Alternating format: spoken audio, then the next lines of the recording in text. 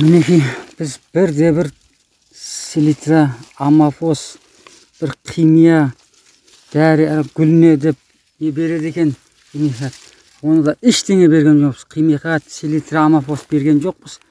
Толық биогумусқа беріп, биогумустың сұйығын беріп, міне қараңыздар, соны көтере алмай жатыр. Түйнектерін құлап жатыр, сынып.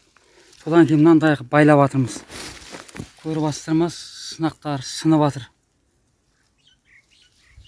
Сіздерге де нәсіп етсін Алла, диқаншылықтардың берекесін берсін Алла.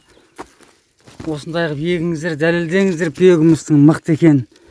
Мен әлі де дәлелдеу үстіндемін. Құда қаласа міне пісіремін, сатамын. Алла нәсіп етсе. Мына қараңыздар, бәрі түйнек. Көтере алмай сынып жатыр сабақтар. Ассаламу алейкум. YouTube каналының көрермендері. Мына өткенде мен биогумусқа егілген помидорымыз.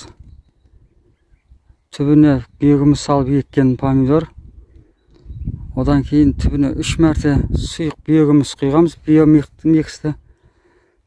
Одан кейін 3 мәрте жапырағына шашқан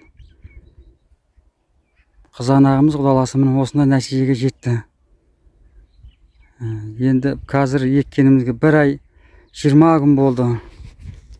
Қазір гүлдеп мынау байлау үстіндеміз. Көтере алмай жатыр помидорларымыз. Мынандай боп түйнеп жатыр. Кейін көтере алмағаннан кейін байлап жатырмыз. Бір түптің өзінде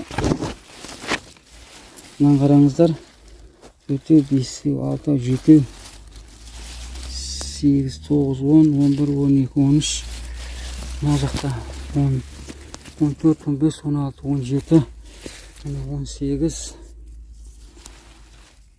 18 түйнек, 19. Мыналарда түйнеп жатыр же, бағаласа. Бір түптің өзінен 30-40 түйнекке алуға мүмкіндік бар. Бағаласа осында биогумус егіңіздер. Мына түбінің бәрі түйнек. Бағаласа 1 апта 10 күнде піседі деген үмітті отырмыз. Бағаласа. Диқандар биогумуспен егіңіздер, ешқашанда сіздерді подвод етпейді.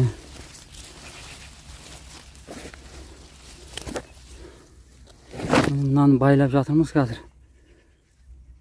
Құлап жатыр, көтере алмай. 20 арқасында 20-30-дан түйнек болғаннан кейін мына түйнек көтере алмай жатыр. Осындай нәтиже беріп жатыр биогумустың нәтижесі. Мына пісетін помидорларым құлағысы 1 апта 10 күнде піседі деген үмітте отырмыз.